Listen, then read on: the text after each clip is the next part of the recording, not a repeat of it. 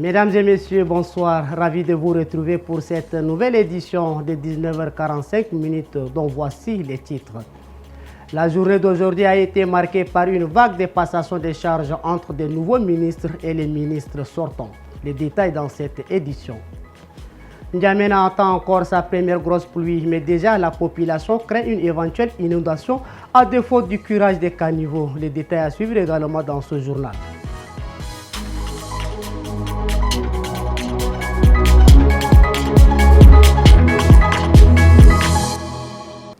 Comme mentionné dans les titres, dès sa prise de fonction, le nouveau secrétaire général adjoint du gouvernement, ce mardi 28 mai, a aussitôt procédé à la passation des charges au ministère du pétrole, des mines et des géologies, ainsi qu'au ministère du commerce et de l'industrie.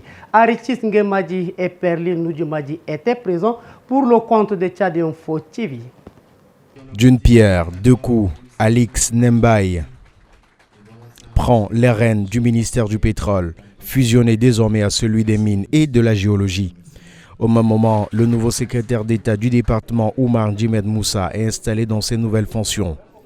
Et la nouvelle équipe compte s'appuyer sur les acquis pour relancer le secteur. L'administration est certes une continuité et nous capitaliserons les acquis de l'administration sortante, poursuivrons la réalisation des chantiers en cours, tout en imprimant notre propre marque, dictée par les attentes fortes et pressantes de la population tchadienne, ainsi que l'impératif d'améliorer les résultats pour mieux assurer le rôle de pilier de l'économie tchadienne et catalyser ainsi les leviers devant ouvrir à la diversification économique tant voulue et prônée, et tout ceci en ayant pour ligne directrice le projet de société qui répond judicieusement en termes d'action aux requis pour relancer notre économie et améliorer les conditions de vie de la population. De l'autre côté du mur, le ministre Ahmed Abdelkerim Ahmad cède son fauteuil à Guy Bolofiaga Mathieu. Ce dernier quitte le gouvernement après des mois. En passant le flambeau à son successeur, il lui a exhorté de mettre tout en œuvre pour concrétiser le programme du président Mahamadou Idriss Déby Itno. C'est déjà, je mesure la grandeur des défis qui m'attendent, puisqu'il s'agit d'un département qui a la lourde charge de conduire la politique du gouvernement dans les domaines très clairs et sensibles du commerce et de l'industrie. De toute façon, ou de façon plus précise, le département que j'aurai l'insigne honneur de diriger après cette passation de service est appelé à œuvrer pour assainir le climat des affaires, rendre attractif le secteur industriel et fluidifier. Le secrétaire général adjoint Saleh Bourna a également installé le nouveau ministre des Sports, Abakar Djarma. Poursuivons avec cette série de passations de services entre les ministres. Celui des Affaires étrangères a été installé dans ses nouvelles fonctions. Le compte rendu de Yves Ndangourbi. 2 ans sur le temps qu'il a passé à la tête de la diplomatie tchadienne. Lui qui avait été appelé pour remplacer Mahamad Zen Sherif, démissionnaire à l'époque. Et c'est avec un sentiment de satisfaction qu'il quitte le navire gouvernemental. En effet, pour moi, servir le Tchad reste toujours une passion, un honneur et un plaisir. Chers collègues du ministère des Affaires étrangères, j'aimerais vous remercier pour votre accompagnement sincère et votre loyauté sans faille.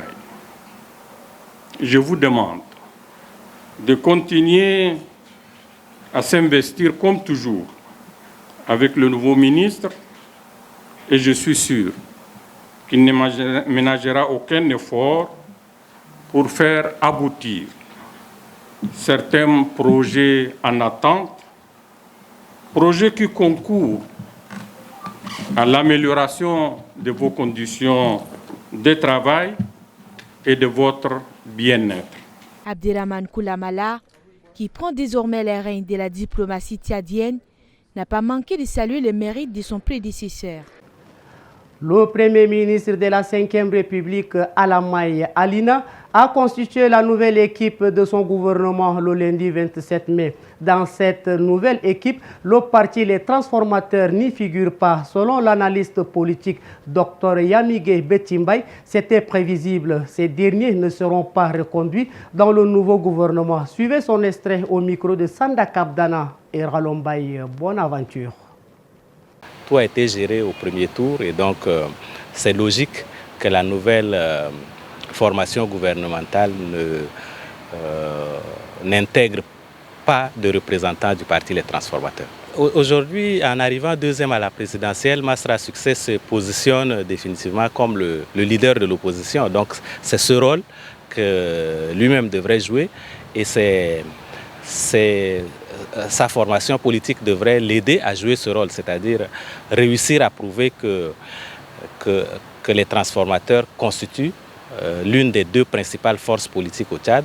Et ça pourrait être remarqué peut-être dans les législatives, par exemple, réussir à avoir un grand nombre de députés pour former un grand groupe parlementaire à la future Assemblée nationale.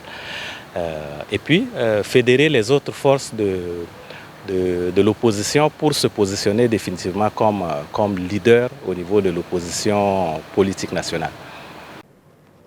Les partis politiques de l'opposition comme la Convention pour la démocratie et le fédéralisme, le Front populaire pour la fédération et le Parti fédéral pour la justice et le développement, le Parti des intellectuels socialistes tchadiens pour l'évolution, PIST ont fait des recommandations aux autorités pour décrisper le climat politique. Lors des points de presse animés ce 28 mai à la Maison des médias à N'Djamena, suivez un extrait de leur déclaration proposée par Ndale Paul. Nous, les partis politiques de l'opposition démocratique ici présents,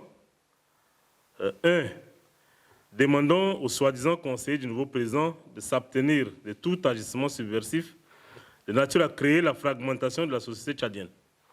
2. Rappelons aux hautes nouvelles autorités de notre pays d'apporter toute considération à l'opposition démocratique et le rôle qui est le sien et qu'elle entend jouer dans cette nouvelle ère politique. 3. Exigeons l'ouverture de débats sur les incongruités du code électoral relevé plus haut pour faciliter l'inclusion dans la gestion des affaires publiques et permettre une gouvernance apaisée au cours de ce mandat que nous souhaitons apaisé, inclusif et tourné vers le développement de notre pays.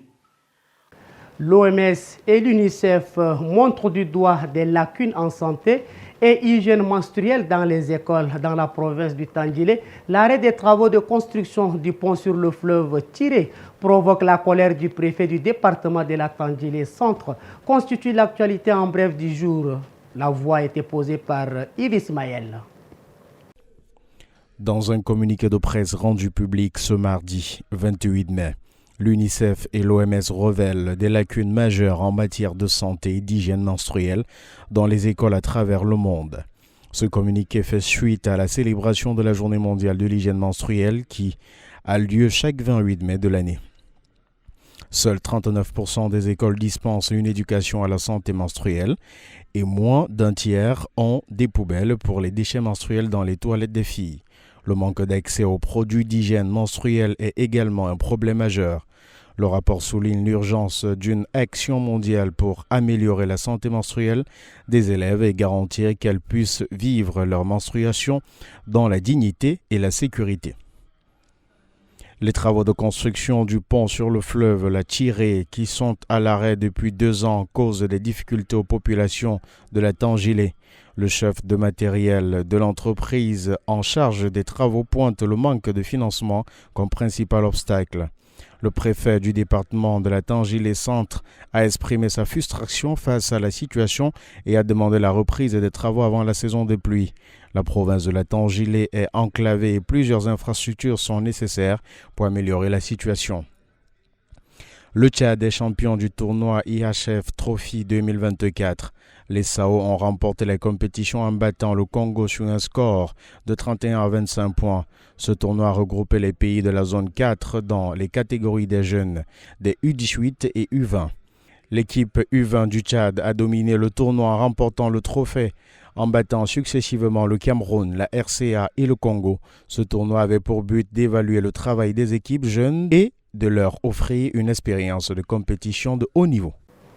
Dans nos provinces, à Mao, dans le Kanem, une mission de suivi et de coordination des activités de sensibilisation et de distribution d'aliments bétail au Kanem a été organisée dans le cadre du projet Gestion intégrée du bétail pour la nutrition des enfants de moins de 5 ans au Tchad. Ce 28 mai, une équipe de l'Agence des Nations Unies pour l'agriculture et l'alimentation, FAO, s'est rendue sur le terrain pour évaluer les avancements du projet. Compte rendu d'Engena Wondoum Cynthia.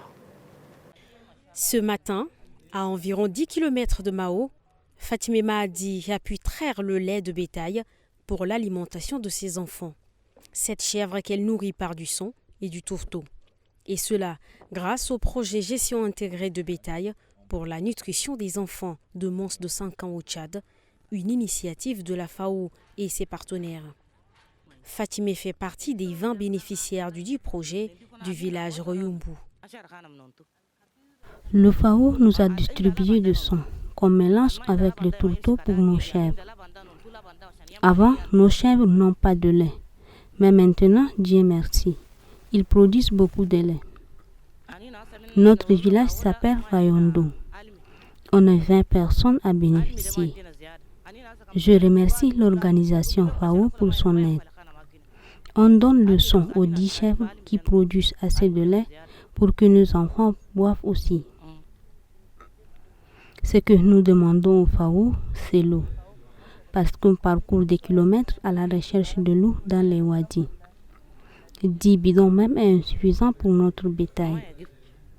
Après le FAO, ce projet va continuer.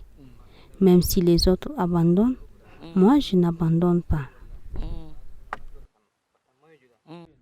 Comme elle, 20 autres femmes du village Rombu ont bénéficié de cet appui.